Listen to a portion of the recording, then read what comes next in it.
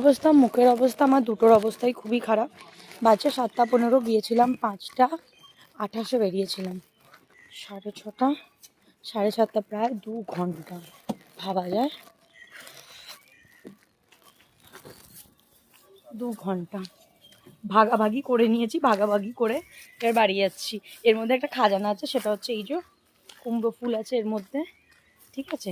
আর কিছু খেসার কড়াই তুলেছিল, ও খাচ্ছিল, সেটাও আমাকে দিয়েছে। ও ফার্স্টে বললো যে কুল মাখা করবে, বললাম তাহলে পুরো কুলগুলোই রেখে দে। তারপরে ওদের যেহেতু পুজো আছে এখন, ভবতারিণী পুজো, হয়তো সময় পাবে না, তার জন্য আমাকেই দিয়ে দিল। হ্যাঁ, কিছু রেখে দিয়েছে। আর এখন খালি পেটে কুল খাওয়া স্টার্ট করে দিয়েছে। আমি দেখি এইগুলো মাখবো, একটুখানি নুন, একটু লঙ্কা, একটু কাসুন্দি দিয়ে মেখে আজকে বিকালবেলা, মানে দুপুর দুপুর করে বৌদির কাছে নিয়ে যাব।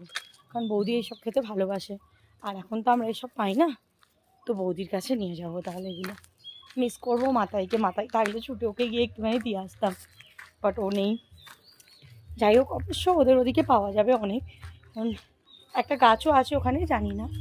ওর বরকে এনে দিতে হবে, বর না হলে দেওর, না হলে শাশুড়ি, তাহলে শ্বশুর, ও তো আর যেতে পারবে না। যাই হোক, ও থাকলে ভালোই লাগতো।